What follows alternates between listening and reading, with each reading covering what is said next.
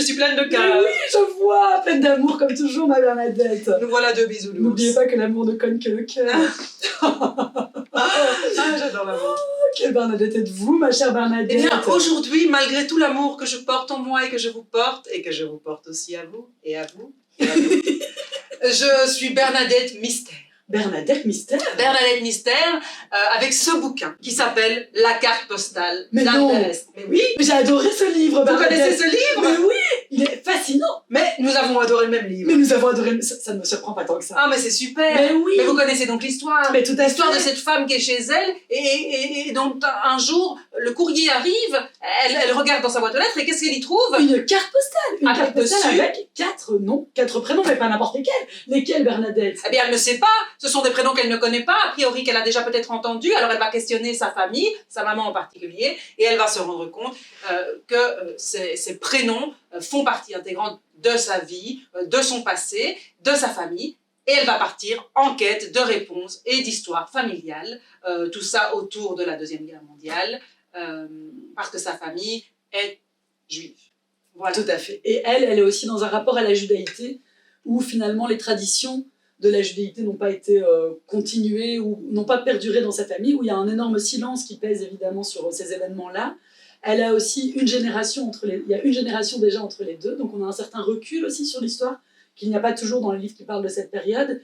Et c'est toute cette question identitaire, de qu'est-ce qu'être juif aujourd'hui dans le monde, et aussi d'où je viens, et à quoi tient ma vie, à quoi tient ma destinée. Et ce qui est très beau aussi, mais je n'en dirai pas plus en termes de spoiler alert, ce que j'ai adoré, c'est que finalement, on a une réponse à cette carte postale. Ah oui. Mais surtout, le livre, le fait ne serait-ce que d'avoir écrit un livre, répond à cette carte postale. Je ne vous en dirai pas plus. Je suis ravie que vous l'ayez lu, que vous l'ayez Oh, aimé, parce que écoutez. vous en parlez formidablement bien. J'ai adoré. Est-ce que ça vous dit qu'on lise un petit extrait à deux? Ah, j'adorerais, ma chère Et Bernadette. puis après, je prendrai le relais. Ah bah oui, allez-y. Eh ben, partageons. Eh ben, partageons. Ah, c'est super. Allez-y.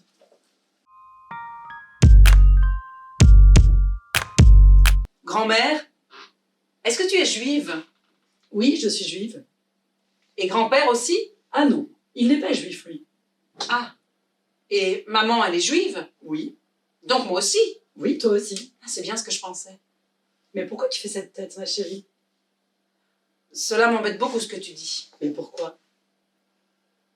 Parce qu'on n'aime pas trop les juifs à l'école. Et je vais vous lire un deuxième petit extrait. Ma mère a allumé la première cigarette de la journée, sa préférée, celle qui brûle les poumons au réveil. Et puis elle est sortie de chez elle pour admirer la blancheur qui recouvrait tout le quartier. Il est tombé dans la nuit au moins 10 cm de neige. Elle est restée longtemps à fumer dehors, malgré le froid, pour profiter de l'atmosphère irréelle qui flottait sur son jardin. Elle a trouvé que c'était beau, tout ce rien, cet effacement de la couleur et des lignes. Soudain, elle a entendu un bruit étouffé par la neige. Le facteur venait de faire tomber le courrier par terre, au pied de la boîte aux lettres. Ma mère est allée le ramasser, en faisant bien attention de regarder où elle posait ses chaussons pour ne pas glisser. Toujours sa clope au bec, dont la fumée se décuplait dans l'air glacé, elle s'est dépêchée de rentrer dans la maison, réchauffer ses doigts engourdis par le froid. Elle a jeté un coup d'œil rapide aux différentes enveloppes. Il y avait les traditionnelles cartes de vœux, la plupart de ses étudiants de la fac, une facture de gaz, quelques publicités. Il y avait aussi des lettres pour mon père, les collègues du CNRS et ses thésards qui lui souhaitaient tous la bonne année. Parmi le courrier très ordinaire en ce début de mois de janvier, elle était là. La carte postale, glissée entre les enveloppes, l'air de rien, comme si elle s'était cachée pour passer inaperçue. Tout ce qui a tout de suite intrigué ma mère, c'était l'écriture. Étrange, maladroite, une écriture qu'elle n'avait jamais vue auparavant. Et puis elle a lu les 4 prénoms écrits les uns en dessous des autres, sous forme de liste. Ephraïm, Emma, Noémie, Jacques. Ces 4 prénoms, c'étaient ceux de ses grands-parents maternels, de sa tante et de son oncle. Tous les 4 avaient été déportés 2 ans avant sa naissance. Ils étaient morts à Auschwitz en 1942. Et ils ressurgissaient dans notre boîte aux lettres 61 ans plus tard, ce lundi 6 janvier 2003. « Qui a bien pu m'envoyer cette horreur ?» s'est demandé Lélia. Ma mère a eu très peur, comme si quelqu'un la menaçait, tapie dans l'obscurité d'un temps lointain. Ses mains se sont mises à trembler. Regarde, Pierre, regarde ce que j'ai trouvé dans le courrier. Mon père a pris la carte postale, l'a approchée de son visage pour l'observer de près, mais il n'y avait pas de signature, pas d'explication, rien. Seulement ses prénoms. On a envie de savoir la suite, même si nous on la connaît déjà. On la connaît déjà, mais si vous voulez lire la suite, n'hésitez pas. Anne Berest, La carte postale, c'est vraiment un roman qu'on ne sait pas lâcher des mains. Exactement. Mais vous, Bernadette, je vois que vous n'êtes pas venue seule. Mais non, jamais, ma chère Bernadette. Mais quelle Bernadette êtes-vous? Écoutez, je suis Bernadette Kaléidoscope. Kaléidoscope? Kaléidoscope, parce qu'ici je vais vous parler de l'histoire d'Astra. Mais c'est pas vrai! Mais que se passe-t-il? Mais j'ai aussi lu ce livre! Non! Mais j'ai adoré ce roman! Mais il est magnifique! Ah, il est super! Il est magnifique! C'est donc un roman de Cédar Boers. Oui, tout à Et fait! pourquoi Kaléidoscope? Vous bien, avez deviné? Mais oui, tout à fait, parce que dans ce roman, donc on a l'histoire d'une femme, de son enfance jusqu'à sa vie d'adulte et de personnes plus âgées, mais qui est racontée par tous ses proches. On a toutes les versions des faits, et sur toute la durée de l'histoire, ça va être ponctué d'avis et de regards différents. D'où le kaléidoscope. C'est exactement, parce qu'on voit les multiples facettes C'est d'Astra ça. à différents âges, à travers son entourage. Oui. Et c'est magnifique, je trouve, parce qu'on a accès vraiment, on a le sentiment d'avoir accès à l'essence de cette personne. Ce qui est très rare dans un roman, on a souvent un point de vue sur une personne. Oui. Et ici, on va apprendre à parfois la trouver désagréable, à la détester, mais en même temps la trouver touchante. Parce que Astra est une histoire particulière. Mais en fait, on a accès à l'envers du décor. Exactement. Et cette petite Astra grandit dans une communauté un peu hippie, comme Rêvée ça. par son père. Exactement. Enfin, une communauté, ils sont pas beaucoup. Hein. Ils sont non, beaucoup Ils sont moins de démissionnent 10. de cette communauté. La maman décède en couche, le père est tout de même assez égocentrique. Et on va suivre Astra qui a subi une forme de négligence infantile, qui est une forme du coup de maltraitance, Tout à fait. et qui va devoir s'en sortir comme elle le peut, avec beaucoup de résilience. C'est très beau. C'est magnifique. Moi, Magnifique. j'ai adoré ce roman. Il Il se se lit très dévore. vite. Oui, hein. L'écriture est très limpide. Et superbe, il se lit comme une petite cook, Ouais. et on est vraiment au cœur d'Astra, quoi, dans le cœur d'Astra. On va en lire quelques Mais extraits. oui, je vais commencer, je vais vous passer le livre, vous lirez l'autre extrait, Je suis ravie. et je terminerai sur une petite citation qui Super. m'a bouleversée, je suis sûre que vous aussi.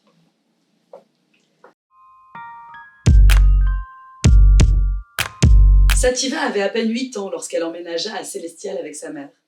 Presque aussitôt, elle devint l'ombre d'Astra, fascinée par sa manière de cracher, de répondre à Claudia et aux hommes, de galoper partout sur la ferme comme si celle-ci lui appartenait, ses cheveux noirs s'agitant derrière elle tel l'étendard d'un état rebelle.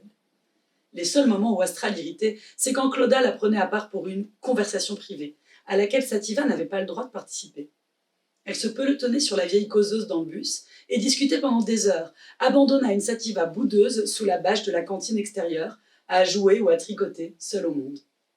Si elle disait se sentir exclue, Claudia tripotait ses bracelets cliquetants et prenait sa voix la plus sérieuse pour lui rappeler qu'elles étaient tous qu'Astra avait. « Tout va bien pour toi, tu as de la stabilité, je suis ton roc, ça te semble évident. » Astra n'a pas cette sécurité. Elle a peur de l'abandon. Essaye de te montrer plus généreuse avec tout ton temps et avec moi. Elle n'a pas été abandonnée. Sa mère est morte et elle a déjà un parent. Elle a Raymond. Que voulez-vous que je lise? Écoutez, je veux bien que vous commenciez là et que vous terminiez là. Ici? Oui, D'accord, j'y vais, je fonce. Oh, merci. Astra avait beau grandir et devenir de plus en plus mature, Doris se réveillait chaque matin en pensant à elle. Parfois, elle écrivait à Raymond pour avoir des nouvelles. Toutefois, il ne lui donnait jamais d'informations sur sa fille, préférant détailler ses problèmes avec les travailleurs, les gels précoces ou les machines défaillantes. Quand Clodac fut de retour à Célestial et y fit installer le téléphone, Doris eut droit à quelques coups de fil. Parfois, Raymond l'appelait, et après l'avoir écoutée, elle réitérait qu'Astra était la bienvenue à Vancouver, où elle bénéficierait d'une véritable éducation et apprendrait les usages du monde. Tout au moins, Raymond pourrait-il souffler un peu? Bien évidemment, il ignorait systématiquement ses propositions, ce qui n'était pas vraiment un problème. Doris ne souhaitait en aucun cas prendre Astra sous son aile. Cependant, les invitations permettaient de soulager la culpabilité qu'elle éprouvait à son égard. Ainsi, Doris avait-elle l'impression d'agir, même si, en réalité, elle ne faisait strictement rien. Ben, je vous laisse votre petite citation. Une petite Ah, citation. je vois c'est laquelle. Vous voyez. Je l'avais retenu. Oh oui, ça m'a bouleversée. Alors, nous ne sommes pas des grains de poussière.